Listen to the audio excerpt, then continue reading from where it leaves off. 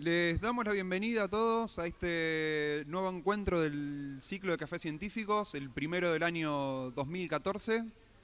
Este ciclo está organizado por la Subsecretaría de Apropiación Social de la Secretaría de Estado de Ciencia, Tecnología e Innovación de la provincia, en colaboración con la Universidad Nacional del Litoral, la Universidad Tecnológica Nacional, Facultad Regional Santa Fe, la Universidad Católica y el Centro Científico Tecnológico CONICET Santa Fe. En esta oportunidad nos visita el doctor Pablo Volcato, santafesino él, egresado de la Escuela Industrial Superior, Ahora va a tener que ir a sentarte. doctor en física por la Universidad Nacional de Rosario y profesor titular de la UNL. Y además es investigador independiente del CONICET. Y también nos visita el doctor Raúl Urteaga, también santafesino, egresado del Industrial, doctor en física por la Universidad Nacional de Cuyo, profesor adjunto de la Universidad Nacional del Litoral e investigador asistente de CONICET. Además, ambos son miembros de proyectos de extensión orientados a la divulgación científica.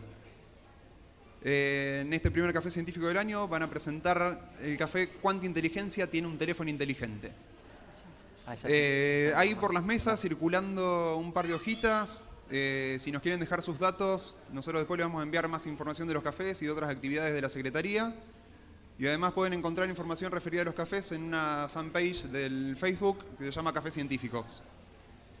Una última cosa, antes de dejarlos con Pablo y con Cuchu,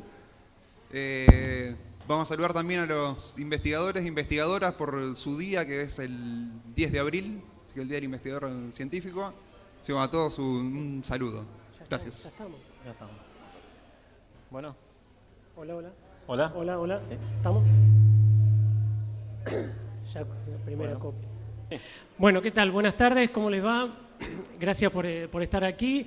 Y bueno, otro año más en este ciclo de café científico que a veces nos toca colaborar y que, bueno, es una iniciativa que es bastante sana y que espero que continúe en el tiempo.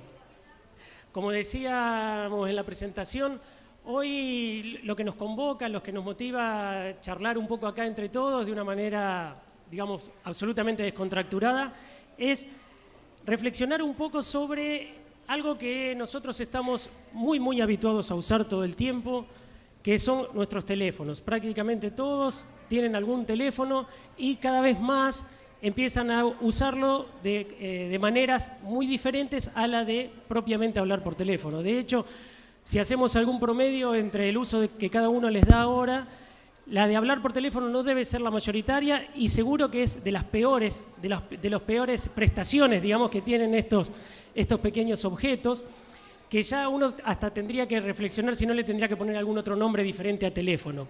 En realidad, entonces, dado que cada vez tienen un nivel tecnológico mayor y además tienen de manera amigable un montón de aplicaciones que estamos usando, se le ha dado por llamar teléfonos inteligentes. Pero no es esto, digamos, el término no es porque estos objetos sean capaces de hacer cosas por sí solos. No es que vamos a hablar de un objeto que solo pueda hacer cosas.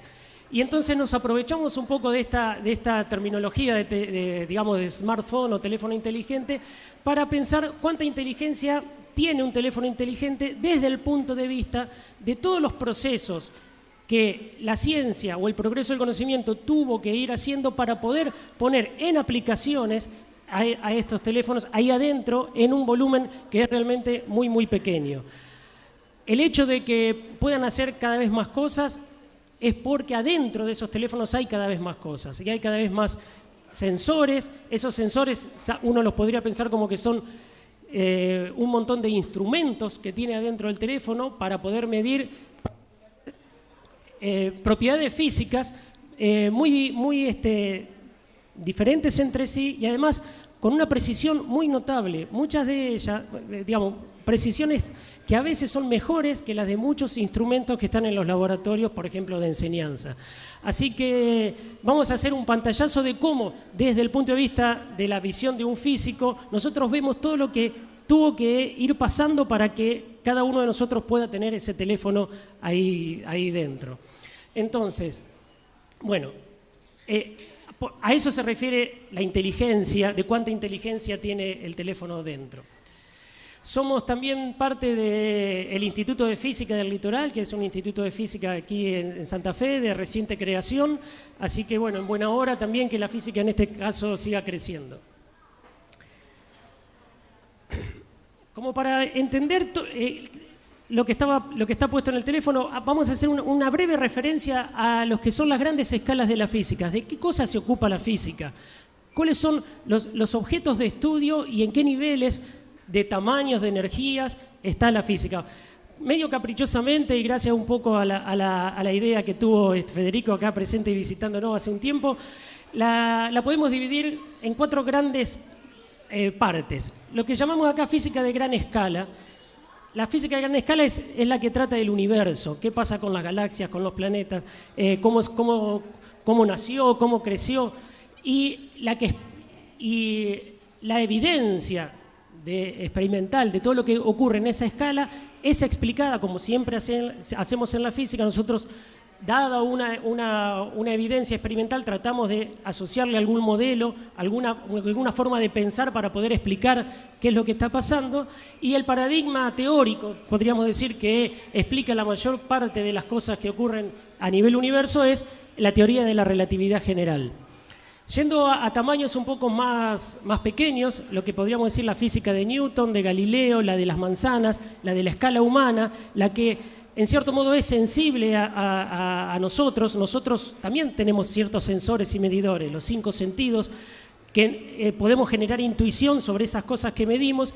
Es el ámbito de la física quizás que se desarrolló primero y es lo que llamamos la física clásica, la de Galileo, la de Newton, la que se empieza a estudiar en las escuelas y las primeras físicas que se empiezan a estudiar en las clases de la universidad.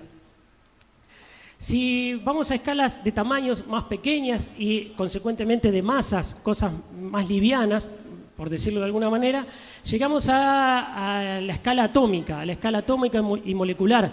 Vemos cómo está compuesta la materia, cuáles son sus constituyentes un poco más pequeños, lo que ya no podemos percibir, sino a través de ciertos instrumentos que requieren de algún desarrollo tecnológico también.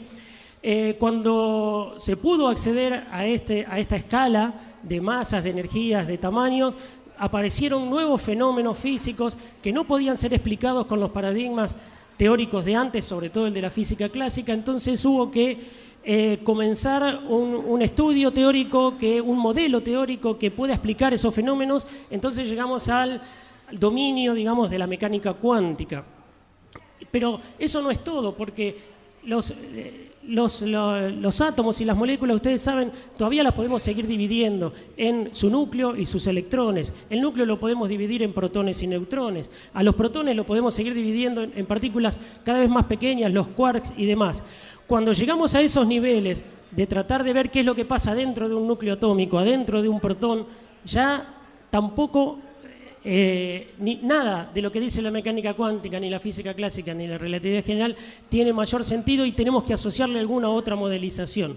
Y ese modelo es lo que se llama el modelo estándar, es de muy altas energías, porque poder acceder a tener estas partículas una por una para poder estudiarlas requiere de romper esos protones, romper los núcleos, y son energías que casi, digamos, son inaccesibles desde el punto de vista de un laboratorio, una energía controlada, y de hecho lo que mal llaman todos la máquina de Dios es quizás el experimento, quizás no, es el experimento más grande que se ha hecho a escala humana, con las mayores energías, y fue hecho para poder encontrar todas las partículas que predecía el modelo estándar. Entonces, nosotros podemos estudiar física en cualquiera de estas escalas. Y en cualquiera de estas escalas aparecen cosas nuevas y fenómenos que después vamos a ver en cuáles de estas escalas nos aportan algo al uso que estamos dando en el celular y en los teléfonos de todos los días. Pero la física, ¿de qué se trata la física? Como siempre, digamos, nosotros necesitamos un experimento, necesitamos alguna evidencia experimental. No es simple elucubraciones teóricas, no hablamos en el aire, no hacemos, digamos, ese es en todo caso el ámbito de otras disciplinas como pueden ser filosofía, metafísica o lo que sea. Nosotros necesitamos de hacer experimentos, necesitamos de tomar medidas para después, en función de esa evidencia, tratar de dar la explicación desde alguna teoría. Entonces, lo que vamos a reproducir alguno de esos procesos que hace el físico y cómo lo usa aquí en este café científico hoy. Y nos vamos a proponer hacer un experimento y vamos a estudiar, por supuesto que no podemos hacer un experimento de escala universo ni un experimento de escala cuántica, sino que nos vamos a quedar en el ámbito de la escala humana, en la física, en el ámbito de la física clásica en principio. De las primeras cosas que Galileo, por ejemplo, quería entender era cómo se movían cuerpos, típicamente una pelota. Y podemos estudiar el movimiento de una pelota, entonces, en tanto ejemplo tradicional de lo que es la física de escala humana o de las manzanas. Y ahí trajimos un par de pelotas como para empezar a ver qué cosas podemos medir. ¿Qué cosas podemos medir? Son los parámetros típicos del movimiento. Si yo quiero describir cómo se mueve esa pelota, tengo que describir dónde está ubicada en cada instante de tiempo, a qué velocidad se mueve, si esa velocidad aumenta o disminuye, es decir, si se está acelerando, si la Tierra lo está atrayendo y entonces está cayendo con una velocidad que es creciente. Bueno, vamos a hacer mediciones de ese tipo. ¿Cómo lo vamos a hacer? ¿Cómo vamos a pensar ese experimento? Para eso vamos a hacer una pequeña reflexión de una vieja anécdota que circula en los ámbitos de la academia, que la leyenda ya le dio nombre y apellido, como que los protagonistas de esto que contamos eran personajes muy famosos de la física, pero en realidad no lo eran. Fue digamos, un juego intelectual que hizo un profesor de física en Estados Unidos, que es tal Alexander Calandra, que proponía una situación hipotética y de un profesor tomando un examen y le proponía al alumno que determine la altura de un edificio utilizando un barómetro. Un barómetro es un instrumento que mide presiones. Entonces, hacia dónde estaba dirigida esa pregunta para que el alumno responda es teniendo en cuenta que la presión a nivel del piso es distinta que en la altura, que la presión cambia con la altura. Entonces, si nosotros medíamos la presión en el piso y luego en la altura y sabíamos de qué manera cambiaba, podíamos hacer una estimación de entonces la altura del edificio. Sin embargo, ese alumno con cierto grado de rebeldía le empezó a dar muchas otras soluciones utilizando el barómetro, pero que también llegaban a la respuesta de cuál era la altura del edificio. Entonces le dijo algunas triviales, como por ejemplo, ato el barómetro con un piolín, lo cuelgo del edificio, mido la longitud del piolín y digo la altura del edificio. Tiro el barómetro hasta que se caiga al suelo y se rompa, pero tengo el tiempo de caída va a ser proporcional de alguna manera o va a estar relacionado con la altura del edificio. Y así le fue dando distintas alternativas, medir comparación de triángulo a través de la sombra que produce, poner un barómetro arriba de otro y contar cuántos barómetros hay. Bueno, todas soluciones que eran como de pensamientos no directos relacionados con la pregunta, pero que sí nos hacían un juego de cómo pensar para hacer una medición y resolver algún problema determinado. Hasta algunas, bueno, un péndulo o, dice, lo llamo al portero y le pregunto, le regalo este barómetro si usted me dice la altura del edificio. Bueno, y así, entonces, hay muchas maneras de, esto como conclusión que quiero que nos quede, que hay muchas maneras y procederes que nos llevan a un mismo resultado o al mismo interés, en este caso de alguna medición. Tomando un poco ese espíritu, lo que nos vamos a proponer hacer hoy es medir la aceleración de la gravedad. La aceleración de la gravedad, brevemente, para que, digamos, pongamos en caja el lenguaje de qué es lo que estamos hablando cuando decimos qué es la aceleración de la gravedad. Fíjense, el Cuchu tiene una pelota como la chica de ahí de la montaña y simplemente la suelta, no la tira hacia abajo. No soy tan linda como la chica de la foto, pero... Bueno, no sé. Vamos a servir. Sí. Entonces, sí. Bueno, esto yo lo hago acá y parece un chiste porque ¿quién no vio caer una pelotita, no? Esto es algo que todo el mundo lo tiene muy internalizado, ya sabemos qué es lo que pasa. Pero para definir un poco concretamente qué es la aceleración de la gravedad, algo que se da en un curso de física básica, ¿cómo asociamos la velocidad? La velocidad de la pelotita, si la lanzamos y pudiéramos medir la velocidad en función del tiempo, veríamos que la velocidad no es la misma. Al principio la pelotita está quieta y yo cuando la suelto empieza a aumentar su velocidad, empieza a ir hacia abajo, pero no a velocidad constante, sino que la velocidad de la pelotita aumenta a medida que pasa el tiempo. Y lo hace en forma proporcional al tiempo. ¿Esto qué quiere decir? Que la velocidad inicialmente es 0 y después de un segundo la velocidad es aproximadamente, acá como dice, 10 metros por segundo. 10 metros por segundo son cerca de 36 kilómetros por hora. ¿Sí? Entonces, no cerca, exactamente 36 kilómetros por hora. Pero es una medida de velocidad. O sea, yo suelto la pelotita, un segundo más tarde, la pelotita ya tiene 36 kilómetros por hora. O sea, 10 metros por segundo. Nos vamos a quedar con los 10 metros por segundo porque es más fácil de manejar. Un segundo más tarde, la pelotita viaja a 20 metros por segundo. ¿Sí? Otro segundo más tarde, la velocidad aumenta unos 10 metros por segundo más. Y cada segundo que pasa, la velocidad aumenta en 10 metros por segundo.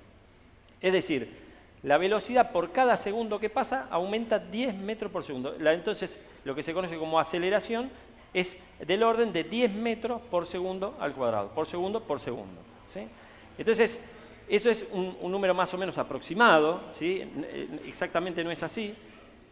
Después, si uno va y mide la aceleración, incluso la aceleración de la gravedad no es constante en todos los puntos de la Tierra, depende del punto en el cual lo midamos, vamos a tener una aceleración diferente.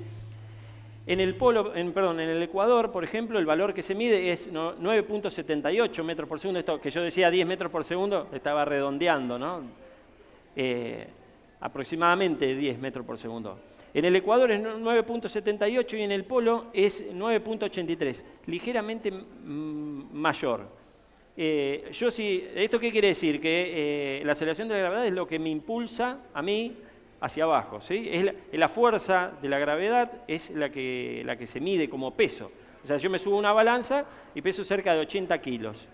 ¿Esto qué quiere decir? Si la gravedad cambia en distintos puntos de la Tierra, quiere decir que yo peso distinto, depende de dónde me mido con la balanza. ¿Sí? Entonces, esto significa que yo en el polo peso cerca de 400 gramos más que en el Ecuador. ¿Sí? O sea, todo aquel que quiera adelgazar 400 gramos, si pesa más o menos 80 kilos, se hace un viaje al Ecuador, ahí se pesa, queda contento, saca fotos, todo. No vayan nunca al polo, ahí son 400 gramos más. Ahora, ¿y esto por qué es? Bueno, porque la Tierra gira, ¿sí? Y en el polo estamos prácticamente quietos, giramos sobre un punto.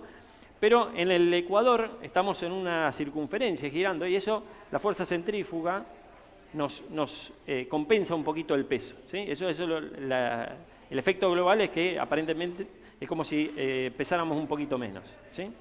Y eso es porque la Tierra gira. Pero en definitiva, la aceleración de la gravedad no es la misma en todos lados, incluso depende de la altura, con una expresión que pusimos ahí, donde R es el radio de la Tierra y H es la altura respecto del radio de la Tierra. O sea, a medida que nos alejamos, la gravedad disminuye.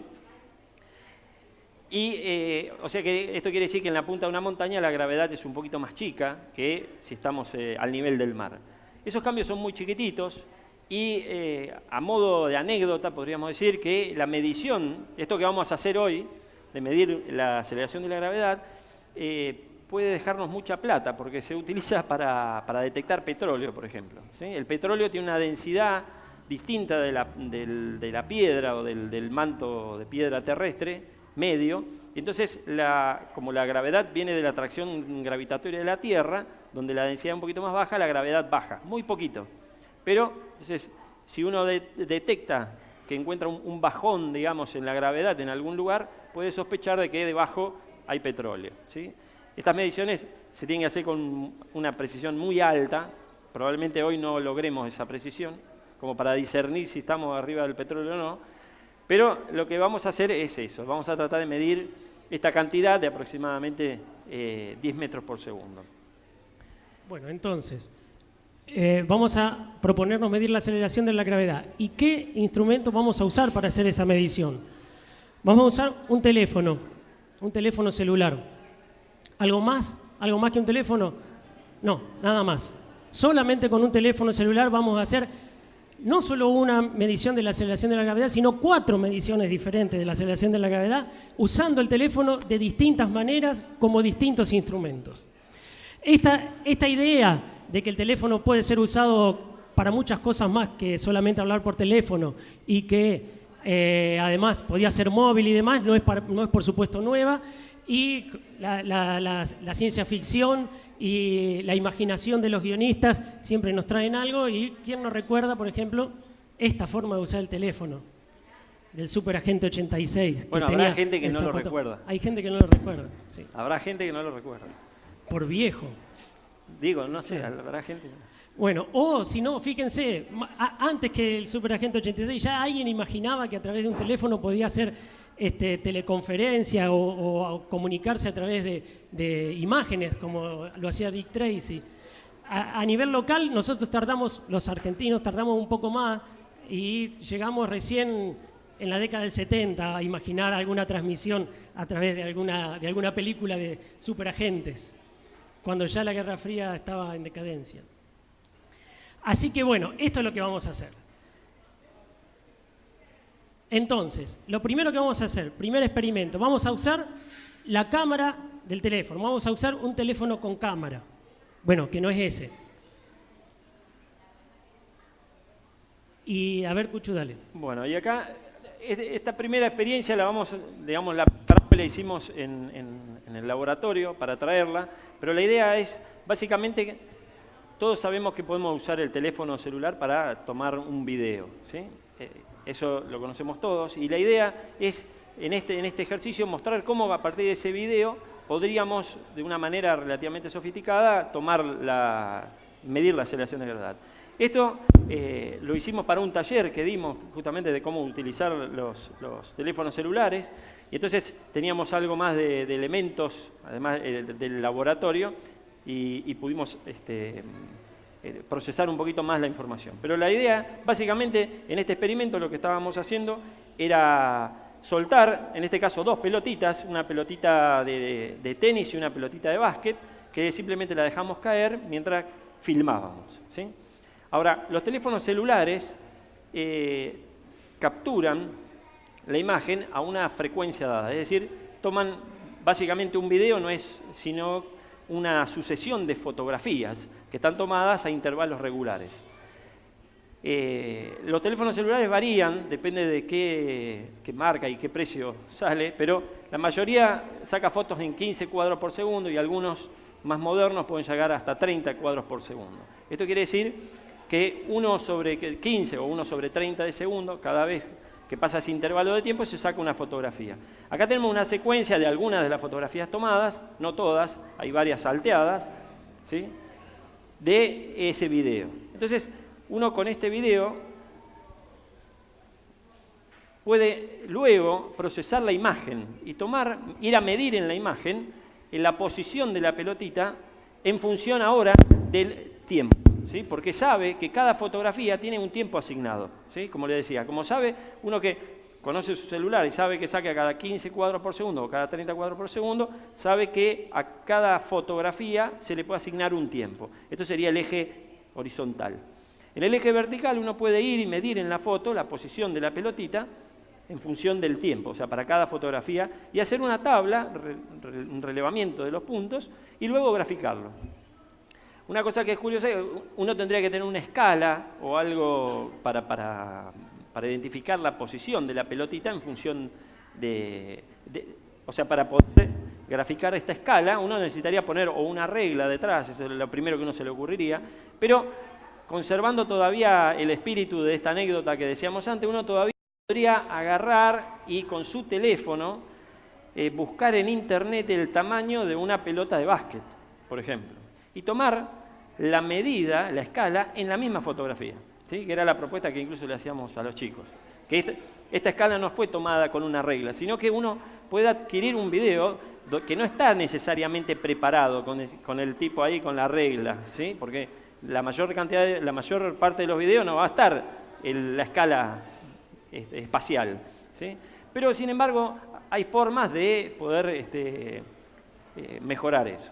Entonces, lo único que está graficado acá es la pelotita verde, es la pelotita de tenis, y la de abajo es la de básquet, y básicamente uno con algún modelo matemático sencillo que nos predice cuál es la trayectoria, que es básicamente la aceleración de la gravedad, lo que veíamos hoy, la velocidad va aumentando de la pelotita a medida que pasa el tiempo, y haciendo, si uno tiene los elementos, uno puede hacer el ajuste de esa curva y obtener el numerito que tenía acá, que nos dice 9,6, es el numerito, metros sobre segundo cuadrado que obteníamos del ajuste. O sea que esa sería una primer manera de poder utilizar un celular, la cámara del celular, para poder medir la aceleración de la gravedad. Entonces vamos por una segunda posibilidad. La segunda posibilidad, también recordando la anécdota, la anécdota dice, bueno, ¿cómo mido el edificio? Agarro el barómetro, lo dejo caer y mido el tiempo en el que cae, ¿sí? Como decíamos en cualquier libro de texto de física elemental, podemos calcular cuál es la gravedad a partir de conocer la altura del edificio y el tiempo en el que cae, ¿sí? En el caso que decíamos hoy, bueno, era conocido la gravedad y midiendo el tiempo podíamos despejar la altura. En este caso nos interesa la gravedad, la formulita quedaría como la que está acá. Entonces, ahora el desafío sería medir estas dos variables que tenemos, h y el tiempo, ¿sí? Pero lo tenemos que hacer con el celular. Bueno, estuvimos viendo de nuevo de qué manera lo íbamos a hacer. Sí. Cómo íbamos a hacer cada una de las dos medidas y usando el celular. Hay muchas maneras de hacerlo, ¿no? Pero la que se nos ocurrió como para hacerlo más o menos simple es, bueno, el cronómetro, los celulares tienen típicamente cronómetros, ¿sí? Pero eso hubiera sido muy fácil. El cronómetro lo vamos a usar para la siguiente. Entonces, otra manera que se nos ocurría de hacer es, de nuevo, vamos a hacer un videíto. Pero esta vez, de todo el video que vamos a hacer, no vamos a usar tanta información como en la vez pasada, de la posición en función del tiempo, sino que vamos a usar que el cronómetro saca fotografías, en este caso una vez cada 30 veces por segundo, 1/30 de segundo, saca una fotografía y vamos a contar cuántas fotografías pasan desde que la suelta hasta que cae. Simplemente eso. Entonces, vamos a buscar la cámara y yo voy a hacer un videíto de esto.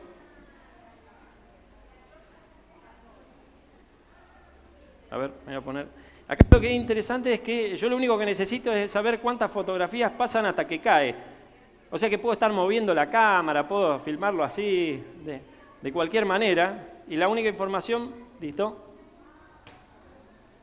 La única información que me va a interesar guardar es cuántas fotografías pasan entre que él suelta y cae, ¿sí? Ahora yo voy a agarrar y voy a procesar este video, lo voy a pasar. Una cosa que es interesante que noten es que, ¿cómo lo voy a hacer? Este celular está conectado vía Wi-Fi a esta computadora, ni siquiera directamente. Está usando como servidor otro celular, que es el que tiene él. O sea, la imagen del video va a ir a ese celular, de ese celular va a ir a la computadora y yo lo voy a ver acá. ¿Está bien? Esa es otra de las potencialidades que tienen estos aparatitos. Y mientras yo proceso el video, lo dejo a Pablo explicando cómo vamos a medir la altura. ¿Está bien? Que es el otro dato que necesitamos para sacar la gravedad. O sea, ahora estamos haciendo el experimento y estamos empezando a analizar el resultado. Él va a pasar entonces la información por Wi-Fi, sin romper la silla, ni el micrófono. Y entonces ahora nos quedaba cómo hacer para medir la altura. También podríamos haber dado distintas alternativas y lo que vamos a usar es una aplicación que bajamos para este celular que es un sonar tal igual que los sonares que tienen los submarinos, por ejemplo, para detectar una mina en el mar o un murciélago que va y viene con su digamos, sonido. ¿Cuál es la idea? Yo emito un sonido. Ese sonido viaja hasta llegar y chocar contra algún objeto. Esa perturbación vuelve al lugar que emitió el sonido, entonces se escucha el eco. El teléfono está preparado, en este caso, para emitir ciertos sonidos. A ver si lo puedo... A ver si sale por acá. Buscamos la aplicación. eso es lo que es el sonido que está emitiendo el celular. Va a chocar contra, en este caso, el piso. Lo voy a volver a activar. Para hacer una medición más precisa tendría que haber, yo puse la mano más o menos en el mismo lugar donde estaba la pelota, pero bueno, no fue exactamente. Entonces, el celular, se alcanza a ver ahí a ver una serie de picos y de puntas que nos dicen distancias, están medidos en distancias. Una de ellas es la distancia del celular al piso y otras distancias son rebotes contra y ecos que aparecieron contra otros objetos. Si me creen, yo les digo que uno de los picos dice 1,77 m. Es decir que el teléfono estaba a 1,77 cuando yo emití este sonidito. Vamos a hacerlo otra vez por las dudas. Bueno, y ahí dio 1,80, así que más o menos, no estamos haciendo una medición muy precisa, o sea que tampoco vamos a esperar que nos dé un valor exactamente preciso de la aceleración de la gravedad. Entonces, tomamos nota del tiempo, de la altura, ya tenemos más o menos 1,77, 1,80, como quieran ponerle. El tiempo iba a ser la cantidad de fotos multiplicada por el espaciamiento entre cada foto de ese celular, de la filmación. Y ahora el Cuchu les muestra qué es lo que salió. Bueno, acá tenemos el videito, como le dije, ya lo bajamos. Entonces vamos, fíjense, voy a pasar foto por foto. Ahí se abre la mano de Pablo, empieza a caer la pelotita. ¿Sí? Y ahí llega al piso, rebota y vuelve. Entonces, el trabajo que tenemos que decidir, fíjense que al final la imagen es un poco borrosa, nos va a costar un poquito, pero bueno, lo que tenemos que tratar es de contar el número de fotografías. Entonces, a ver, ahí podríamos decir que lo soltó. Dedito no sé si se alcanza a ver de ahí, yo lo veo mejor de acá, pero confíen en mí que ahí abrió los dedos, ¿se ven los deditos? No sé si alcanzan a verlo, pero 1, 2, 3, 4, 5, 6, 7, 8, 9, 10, 11, 12, 13, 14, 15, 16, 17 y ahí ya está volviendo. Sí. O sea que deberían ser aproximadamente 17.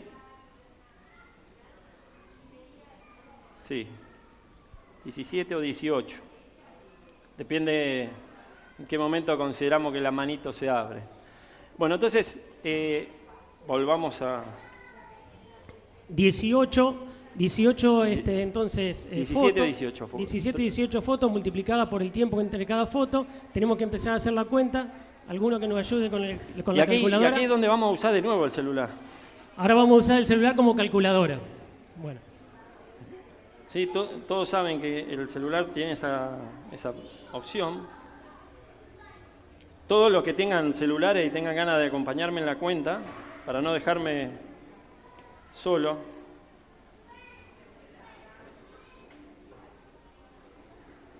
Todos los que la quieran hacer. Pero la cuenta sería entonces 2 multiplicado por 1.8. 2 por 1.8. Dividido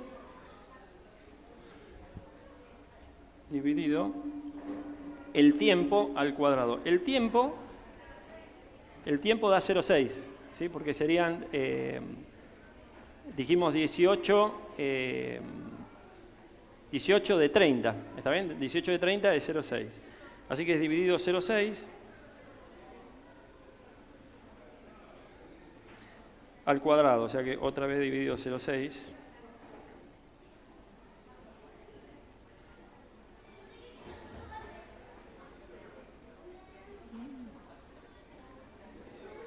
Da 10, ¿no? Da 10. Bueno. Efectivamente. Da 10 bastante justito. bien. 2 por 1,8 dividido 0,6 dividido 0,6 da justo 10. O sea que ese valor, más o menos 9,8, que era lo que nos tenía que dar, estamos tomando una medición de 10. Y simplemente fue usando el celular. Filmamos, lo usamos como filmadora, lo usamos como sonar, lo usamos como calculadora y usamos su posibilidad de transmitir datos a través de Wi-Fi. Sí. Una cosa que no hay que dejarse engañar, digamos. Tuvimos suerte, creo yo, con él que nos dio 10. Porque dijimos 17 o 18. Si hacemos la cuenta con 17, se las dejo, ¿para qué? el que esté con la calculadora haga la prueba, a ver cuánto nos hubiera dado G, la gravedad, si hubiéramos usado en vez de 18, 17, ¿no? Porque era real que estábamos dudando si era uno u otro. Eso seguramente no nos va a dar tan parecido a 10, ¿sí? Pero bueno, en cualquier caso, para los elementos que utilizamos es una aproximación bastante buena del valor de G. Probemos una tercera forma. Otra cosa que incluso era una de las propuestas que aparecían en la anécdota era medir la gravedad usando un péndulo. Como péndulo usaba el barómetro. Y de nuevo tenemos una relación entre el período del péndulo, la altura y la gravedad, ¿sí?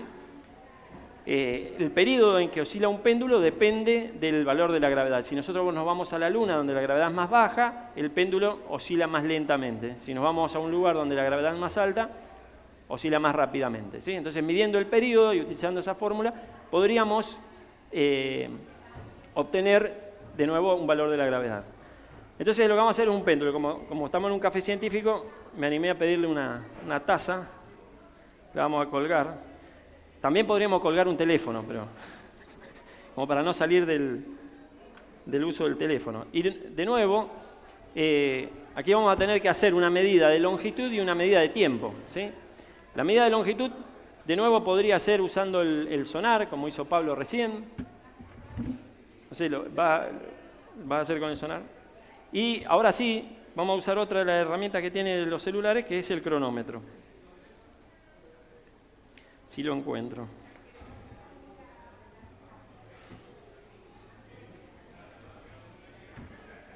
Entonces, la idea es que vamos a hacer oscilar esto y vamos a medir el periodo. El periodo es el tiempo en que vuelve a la misma posición, ¿sí? La misma posición con la misma velocidad. Entonces, 1, 2, podría contar un solo periodo, 3, pero es mucho más aburrido hacerlo así. 4, 5, 6, ¿estás cansado, Pablo? 7, 8, 9 y 10. Bueno, esto es una deformación profesional. ¿Por qué contamos 10 periodos y no uno? Porque así se mide mejor el periodo. El error que uno comete al apretar el dedo se divide en 10 periodos y no comete el error en uno solo. Entonces, de esa manera lo tenemos de una mejor manera. Yo medí 26.8 segundos, no sé si alguien alcanzó a corroborar, no le dimos tiempo. 26.8 segundos los 10 periodos, o sea, 2.68 segundos el periodo. Entonces ahora, de nuevo, vamos a pedir también asistencia al público, la calculadora. 1,79 la altura. ¿La longitud? 1,79. Entonces tenemos 4 por pi por pi al cuadrado por, me dijiste 1.79. 79 dividido los 2.58 dije. 68. No, 68.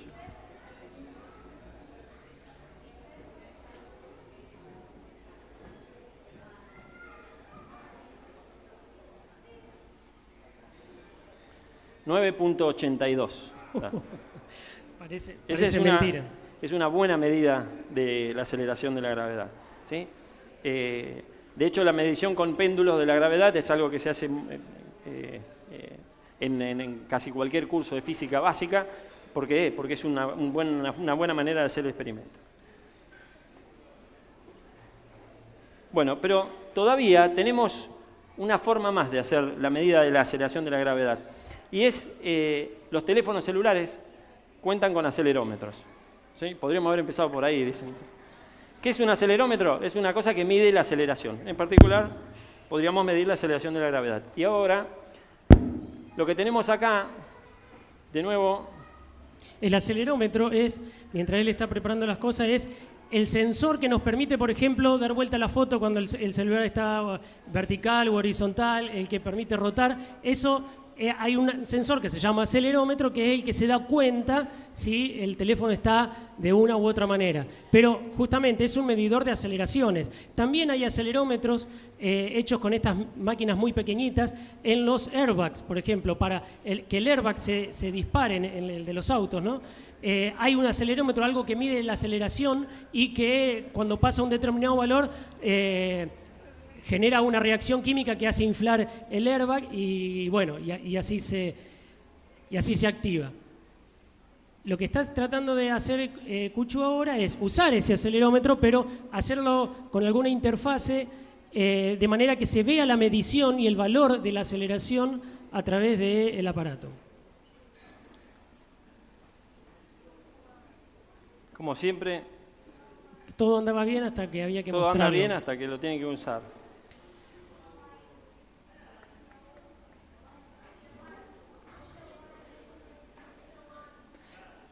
O sea, vamos a ir repasando cómo tuvimos el teléfono. Lo usamos gracias a que tiene un micrófono y puede emitir sonidos.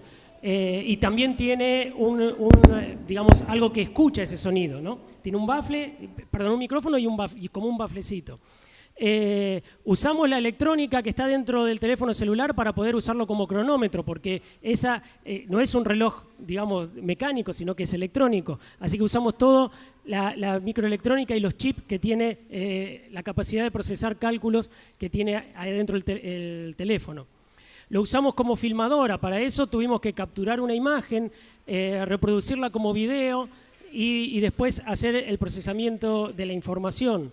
Podríamos haber usado el teléfono también si alguno tiene el GPS y poder haber medido a qué altura respecto del nivel del mar estábamos, si es que queríamos, por ejemplo, mejorar la medición de la aceleración de la gravedad por la altura.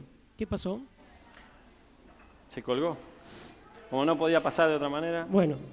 Pero lo vamos a cerrar y lo vamos a volver de vuelta. Mientras él pelea con eso, vamos a seguir, porque no se sabe cuánto puede demorar volver una máquina a su estado.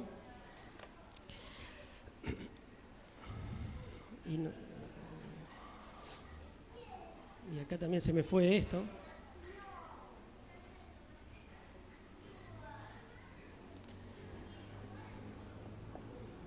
Usamos algunos de los sensores, pero podríamos haber usado otros. Usamos cámara de foto, grabamos sonidos, cronómetro, acelerómetro. Podríamos haber usado el giróscopo, que es otro sensor que no lo usamos. Podríamos haber usado el GPS, no lo usamos, pero también lo tienen muchos. Hay mediciones de campos magnéticos, que son aquellos que, por ejemplo, las aplicaciones que son una brújula, si yo quiero orientarme. El sensor de proximidad es bastante útil y lo tienen todos, que es el que te da la posibilidad de que con el cachete, por ejemplo, no actives alguna cosa en la pantalla táctil. Por supuesto... Yo no fui.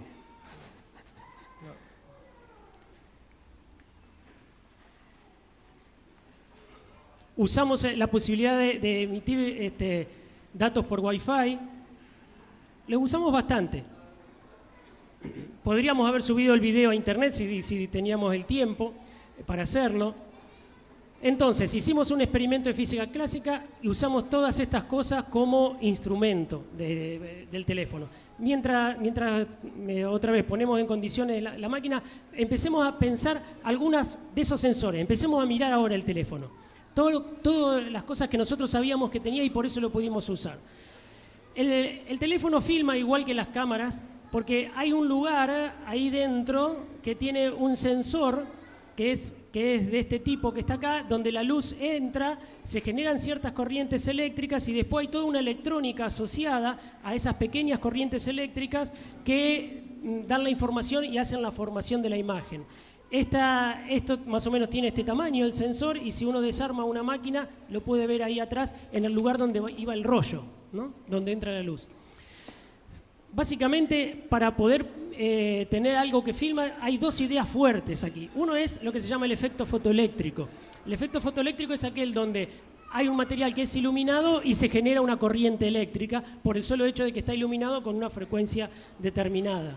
Y después, asociado a eso, está todo un dispositivo que se llama CCD o ahora CMOS, son distintas tecnologías, que lo que hacen es recuperar esas pequeñas corrientes eléctricas, ser sensibles a determinadas longitudes de onda, básicamente el rojo, el verde y el azul, y conformar después a través de algún software interno la formación de la imagen. Estas dos ideas, el efecto fotoeléctrico y la tecnología del CCD, fueron merecedoras de premios Nobel en física. De hecho, Einstein, el único premio Nobel que se ganó fue por poder explicar teóricamente el fenómeno del efecto fotoeléctrico que había sido realizado en el laboratorio algunos años antes por Millikan. O sea, el efecto fotoeléctrico tiene asociados 2 premios Nobel y nosotros lo estamos usando en las cámaras. Y esto es raro, pero también es un premio Nobel en física bastante reciente, del 2009. Se lo ganaron las personas que lograron generar esa tecnología, ese dispositivo que pueda aprovechar ese efecto para transformarlo en imagen. Los sensores CCD fueron también un premio Nobel bastante reciente. ¿Con qué ilumina un teléfono? Si hubiésemos necesitado tener una pequeña iluminación, todos saben, ya les es muy común a todos ustedes conocer las luces de tipo LED. Las LED en realidad son diodos, son dispositivos semiconductores que están ahí adentro, que por alguna propiedad son capaces de que al revés sería, lo alimento con alguna corriente y genero alguna luz. Y esa luz puede ser de todos los colores prácticamente que se nos puedan ocurrir. Asociado, el diodo es un dispositivo semiconductor, un dispositivo electrónico que tiene alguna particularidad, que deja pasar la corriente en un sentido sí y en otro no. Y hay otro tipo de diodos que no son los que iluminan, pero hay otro tipo de diodos que también están en toda la electrónica, que son diodos de efecto túnel o diodo Esaki. Esos es parte de lo que puede estar, por ejemplo, en el chip de cualquier teléfono celular, también el de las computadoras, por supuesto, que es el centro de procesamiento de datos, donde acá se realizan un montón de operaciones. Fíjense lo que es esto, que tiene en este momento millones de diodos y de estos otros dispositivos que son transistores. El primer transistor de estado sólido es este que está aquí, que tenía dimensiones así de centímetros, un transistor de silicio que se hizo recién en 1957, el primero y a modo experimental, simplemente para decir que el efecto podía ser posible. Y ahora tenemos en los microchips, que fíjense, comparado con monedas, lo que pueden ser de chiquititos, tener millones y millones de transistores ahí adentro.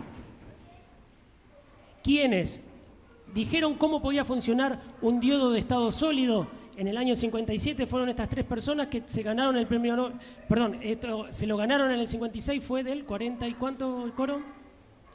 El experimento fue más o menos unos 10 años antes, el experimento de donde hicieron el transistor. Otro premio Nobel más, pero el diodo Esaki fue otro premio Nobel más en el 73. Aquellas personas que pudieron poner millones de transistores en un chip, los que generaron la tecnología para poder hacer todas esas operaciones, fueron un premio Nobel también del año 2000. O sea que vayan contando ya cuántos premios Nobel solamente en física están puestos dentro del teléfono celular que están usando ustedes. Hay algunos teléfonos, no los más nuevos, que usaban memorias magnéticas del mismo tipo que son las memorias de los discos rígidos de las computadoras. Para poder almacenar información en memorias magnéticas fueron necesarias también ciertos descubrimientos, ciertas investigaciones sobre lo que se llama el orden ferromagnético y antiferromagnético, y también un fenómeno que se llama la magnetorresistencia colosal. 2 premios Nobel más puestos en las memorias, en las magnéticas de los teléfonos. Ahora hay otra tecnología que son memorias capacitivas. El acelerómetro es como si yo tuviera 3 resortitos que cuando yo empiezo a mover el teléfono empiezan a oscilar en las 3 direcciones espaciales. Si nosotros lo miramos aquí en alguna escala muy pequeña, acá estamos hablando de micrones, de dimensiones, vemos aquí como este pequeño peine que está flotando sobre otra estructura rígida. Acá podemos ver a lo mejor un dibujo de eso. Cuando el teléfono se mueve, el peine de adentro se mueve y hay cierta propiedad electrónica, que es la capacidad, que cambia. Entonces esto se está sensando y el cambio de capacidad está asociado a un cambio de movimiento, ese cambio de movimiento un cambio de orientación. Lo mismo con el... Vamos a aprovechar y vamos a hacer un nuevo intento. Ahora que acaba de explicar cómo funciona el acelerómetro, justamente el acelerómetro es lo que vamos a usar,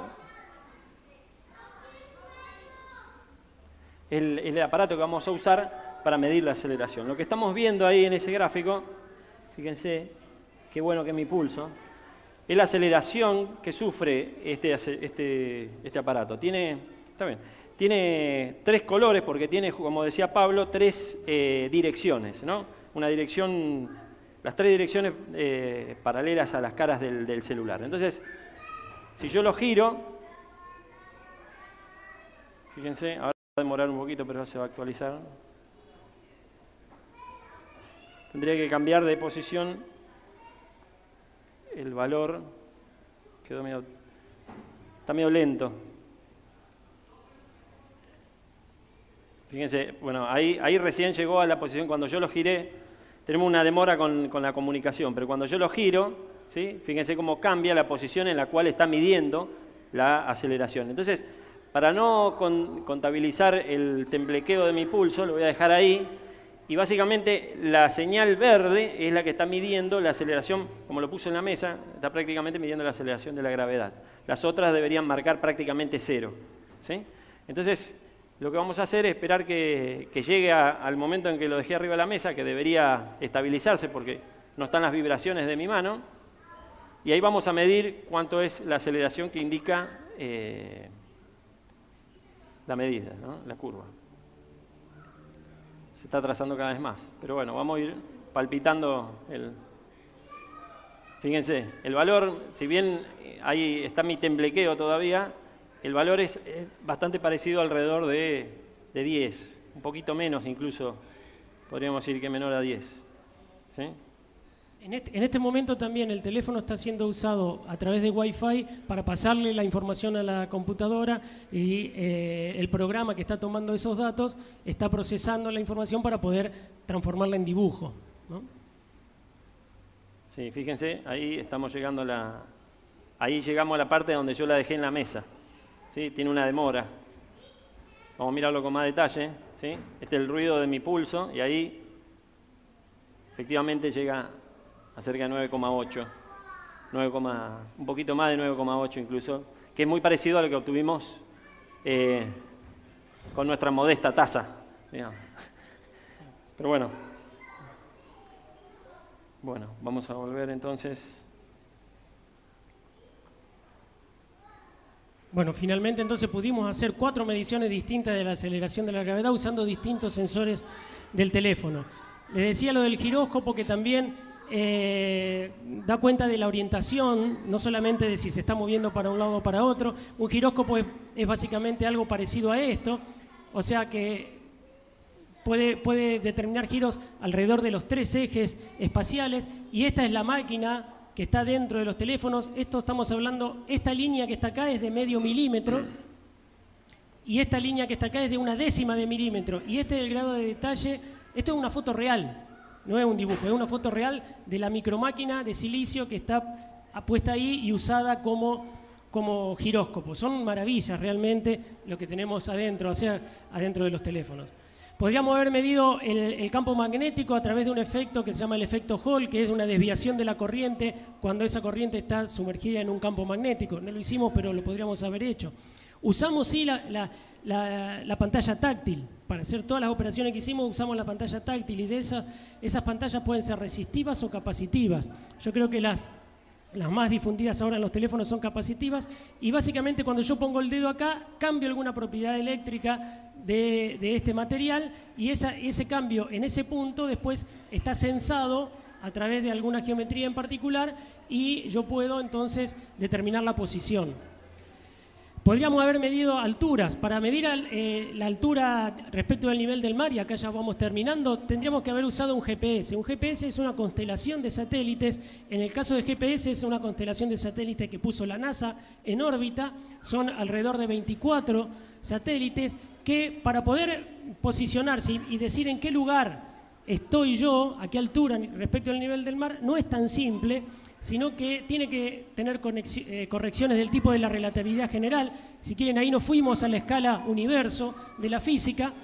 Acá están los 24 satélites girando y depende de en qué punto del planeta yo estoy, está viendo algunos de ellos. Este numerito que está acá es la cantidad de satélites que está viendo.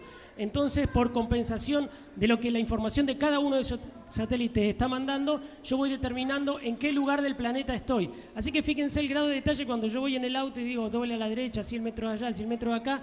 Ese es el grado de certeza y de precisión que tiene, que si no tuviera conexiones relativistas, o sea, si yo no hubiese aprendido algo de la física de la escala universo, el error en ese posicionamiento sería de varios kilómetros. No podría tener un GPS más preciso que varios kilómetros si yo no hubiese comprendido lo que es la relatividad general. Y eso también está dentro de nuestros teléfonos. Muchos de los teléfonos no usan el GPS, pero también usan otra constelación de satélites que se llama CLONASS, que es la constelación de los rusos. En definitiva, vamos repasando otra vez como para terminar. De atrás para adelante. Usamos el GPS con todos estos detalles de información que dijimos, de conocimiento, de física que hay dentro, para poder posicionar con precisión globalmente un punto en el planeta. O sea, tuvimos que aprender algo de la física de grande escala, la física del universo, tuvimos que saber de relatividad general. Usamos acelerómetros, medimos el campo magnético, usamos la pantalla táctil, todas estas aplicaciones, resistencias, capacidades, efecto Hall, movimientos oscilatorios y demás, son el dominio de lo que es la física de escala humana, la física de Galileo y de Newton. Así que también ahí estuvimos usándolos al teléfono, o sea, el teléfono tiene física de escala humana adentro. Todo eso para medir solamente la gravedad o para cualquiera de las otras aplicaciones que querramos hacer. Filmamos, cronometramos, utilizamos la potencia de cálculo del procesador. Y todo esto es el dominio de lo que es la física de escala atómica o molecular o el paradigma teórico, digamos, de la mecánica cuántica.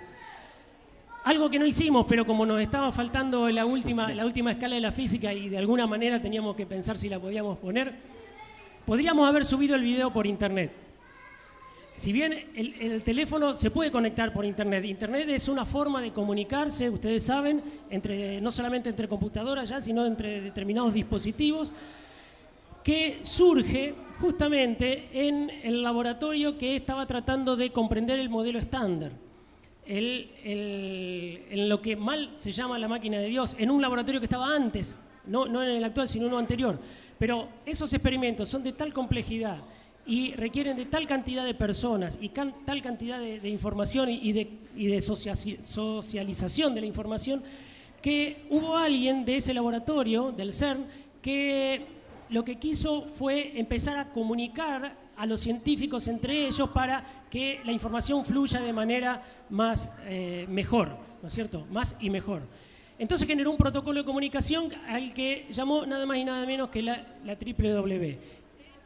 La Internet, el protocolo de comunicación, en todo caso, la forma de comunicarse entre computadoras, surge en un laboratorio de física que estaba tratando de estudiar el modelo estándar, las partículas elementales, aquellas en las que se dividen los protones. Así que si no hubiese habido, por lo menos, pensémoslo así, si no hubiese habido alguien que quiera saber qué pasaba dentro del núcleo atómico y adentro de los protones, no tendríamos en este momento hoy, no disfrutaríamos de Internet. Así que vamos a ser también merecedores de la última escala de la física que faltaba, que es la de las partículas elementales, también puestas en el teléfono y en todos los protocolos de comunicación que tuvimos entre el teléfono y computadoras en este caso.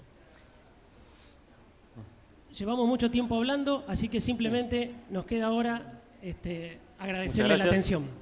Muchas gracias.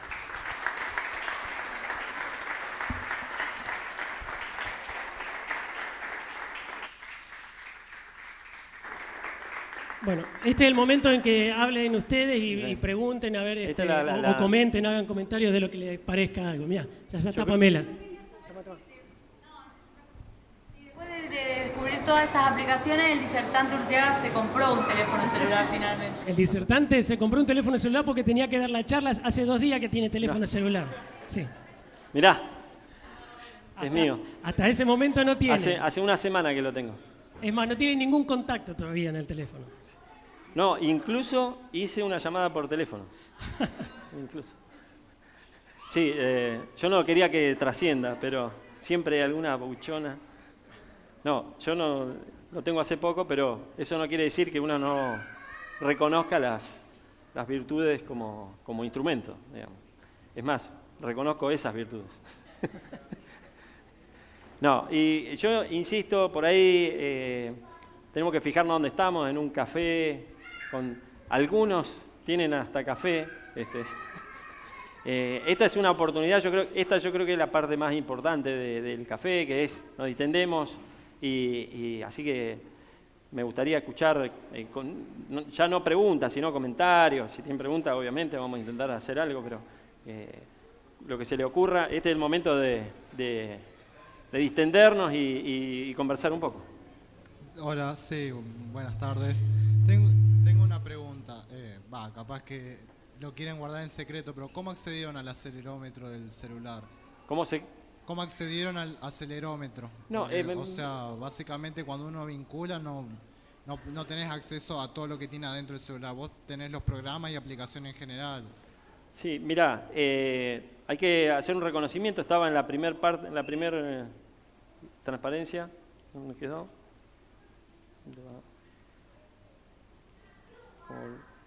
Para volver al original. Sí. Y así, saca, ahí está. ¿Y? Ahí está, una para atrás.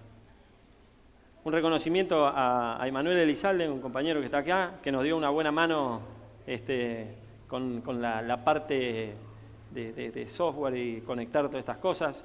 Pero te digo que básicamente muchas de las cosas, yo lo compré hace una semana y al cabo de una semana estábamos ya bajando estas cosas. No es algo complicado. Hay aplicaciones, no gastamos un peso tampoco. ¿Sí? Vos podés comprar aplicaciones que podés bajar pagando, más sofisticadas o menos sofisticadas, pero pudimos hacer todo lo que estuvimos haciendo hoy, lo hicimos con aplicaciones libres. Básicamente nosotros mostramos solamente el acelerómetro, pero podés acceder a la información de todos los sensores que tiene el teléfono. Incluso otros que por ahí no son sensores que por ahí uno no lo considera tanto así, pero por ejemplo la intensidad de señal de la red telefónica es otro sensor. La intensidad de señal de Wi-Fi es otro sensor.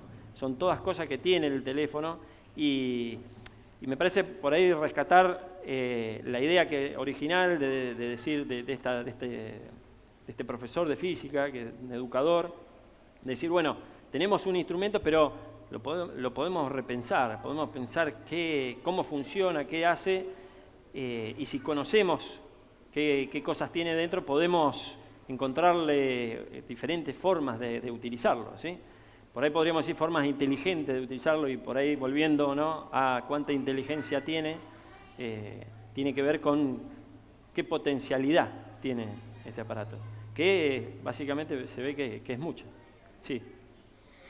Una de las aplicaciones era una de codificar sonidos y daría en una pantalla pequeña colores. Pones un sonido y puede darte muchos colores que podrían dar a una imagen. Ajá. Sí. ¿Esa la viste vos, esa aplicación?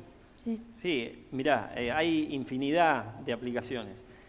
Es increíble, yo que soy nuevo en esto, pero uno la abre y hay un montonazo de cosas para ver. Tanto es así que estábamos con Pablo organizando la charla y decíamos, bueno, ¿cómo hacemos para medir la altura? Decíamos, bueno, y podríamos usar una especie de sonar. Total, tiene micrófono, tiene parlante, tenemos todo lo que necesitamos para hacer el sonar.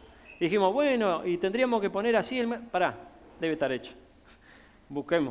Buscamos en internet, en el Play Store de Google, y apareció buscamos sonar, aparecieron 15 de esas. Así que esa que me decís vos, ya me imagino lo interesante que puede estar. Ver el color de de los gritos de mi nena, debe ser un azul así violento, pero seguramente hay muchísimas cosas y eso es otra cosa que se ha generado mucho, gente que se pone a crear nuevas aplicaciones y hay un tipo, parece que inventó algo que se llama WhatsApp, que le ha ido muy bien. Bueno, justamente quien hizo esa aplicación seguramente sabía muy bien cuáles eran todos los sensores que estaban adentro del teléfono y conocía muy bien sus potencialidades físicas, como para que, seguramente primero graba, hace algún análisis de las frecuencias que están presentes en esa grabación y después a esa frecuencia le asigna algún color como para elaborar alguna imagen. Todas esas cosas las conocía y de alguna manera amigable, sabiendo mucho de programación, genera una aplicación a través de la cual cada usuario puede interactuar. O sea, si vos sabés cuáles son los sensores que están ahí adentro y sabés un poco de programación, te podés imaginar aplicaciones y aplicaciones de todo tipo. Sí, lo que es interesante es que en un aparatito, la tecnología ha podido permitir que en un aparatito relativamente pequeño se puedan integrar muchas cosas que tienen mucha potencia, digamos. Este celular que compré la semana pasada tiene más poder de cálculo que el Apolo 11 que llegó a la Luna, ¿saben? Mucho más poder de cálculo. Tiene un procesador que, bueno, no es que el Apolo 11 era gran cosa, ¿saben? Pero con eso se llegó a la Luna, ¿saben? O sea que, quiero decir, hay muchas cosas que se pueden hacer con un celular, digamos. Y no es porque, digamos, estemos diciendo, bueno, amantes de la tecnología, yo menos que nadie, pero la idea es que conociendo las cosas y cómo funcionan, uno puede entender mejor. Y un poco, me parece que vale la pena hacer la analogía, digamos, el hecho de que podamos, un poco la idea también de la charla era decir, bueno, toda esta gente que estuvo trabajando, pensando en qué, en cómo funciona la naturaleza, cómo se comporta, qué es lo que ocurre si pasa esto, qué es lo que ocurre, si hago esto otro, qué sucede, tratar de entender cómo funciona. La naturaleza ha permitido que aprendamos sobre eso. Entonces, también ocurre con el celular. Si uno sabe cómo funciona, puede entender y aprovechar y utilizar y crecer sobre eso. Y eso me parece que es la parte más inteligente que puede tener el aparato. Sí.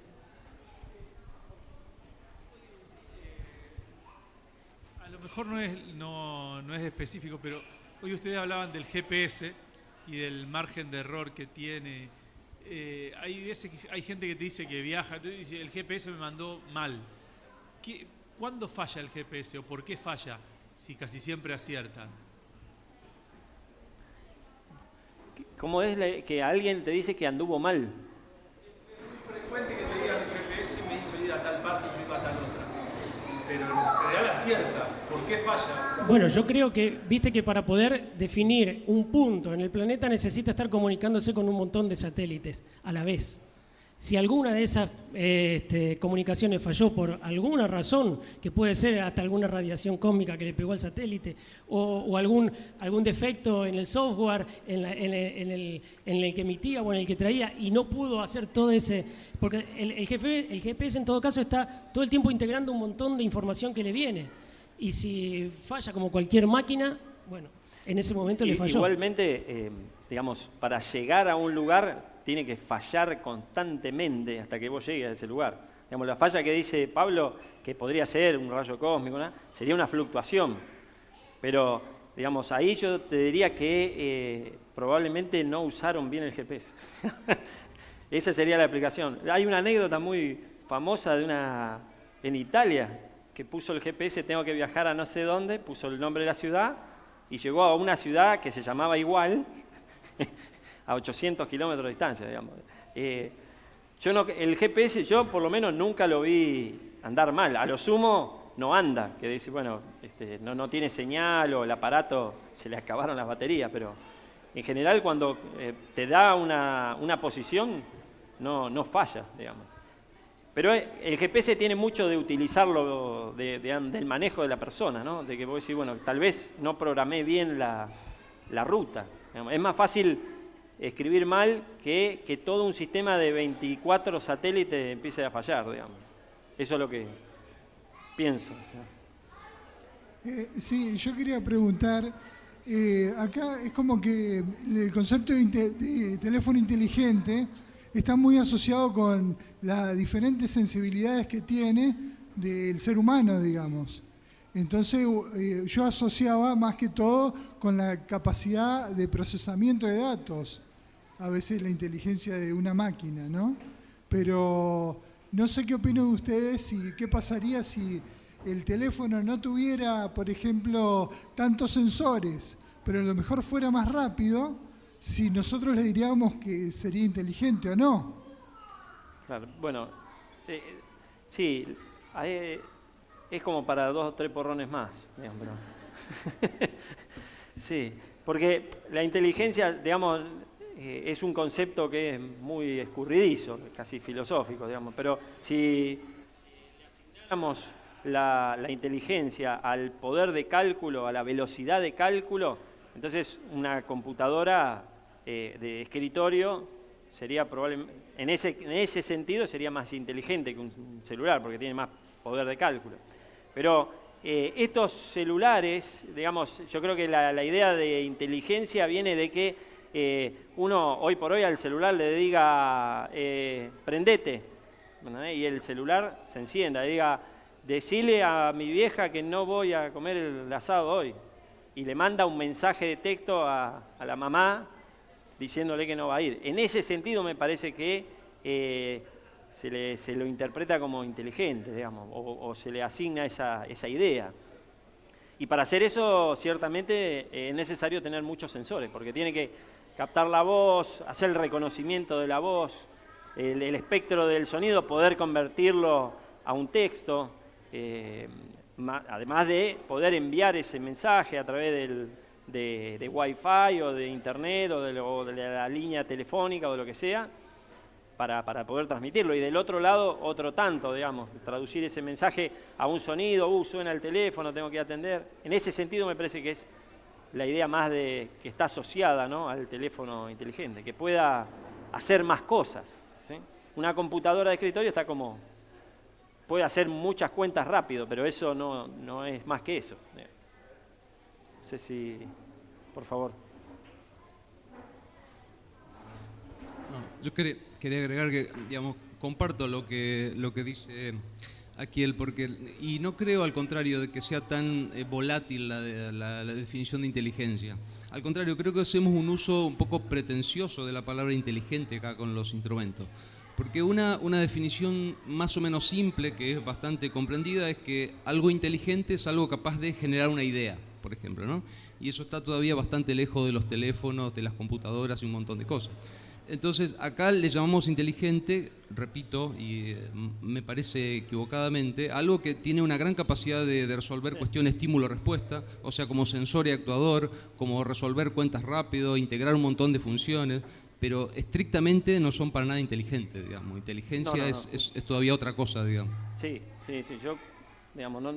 yo coincido con vos, pero yo, digamos, la asociación a teléfono inteligente creo que viene de por ahí, que no comparto yo que eso se le pueda llamar inteligencia. No, de acuerdo, pero, o sea, incluso hasta puede ser una cuestión de mala traducción, porque lo que en inglés es smartphones, la palabra smart me parece que los ingleses la usan mejor que nosotros en el sentido de inteligente. Inteligencia es otra cosa, digamos, que smart. Pero, no sé, tal vez necesitemos 3 porrones, sí. No sé si alguien más quiere... Te entrego el... ¿Alguien más que quiera hacer alguna otra pregunta, comentario? Nada. Bueno, les agradecemos a Cucho y a Pablo por haber participado del café. A todos ustedes por venir. Y los esperamos el martes 6 de mayo a la misma hora, que va a estar Claudio Sánchez, que estuvo el año pasado en diciembre con el café que se llamó Todo lo que sé de ciencia, lo aprendí mirando Los Simpsons. Bueno, va a estar de vuelta acá en Santa Fe con un café donde va a hablar un poco de cuestiones científicas en Alicia en el País de las Maravillas. Así que bueno, la dejamos picando y los esperamos el martes 6 de mayo. Gracias.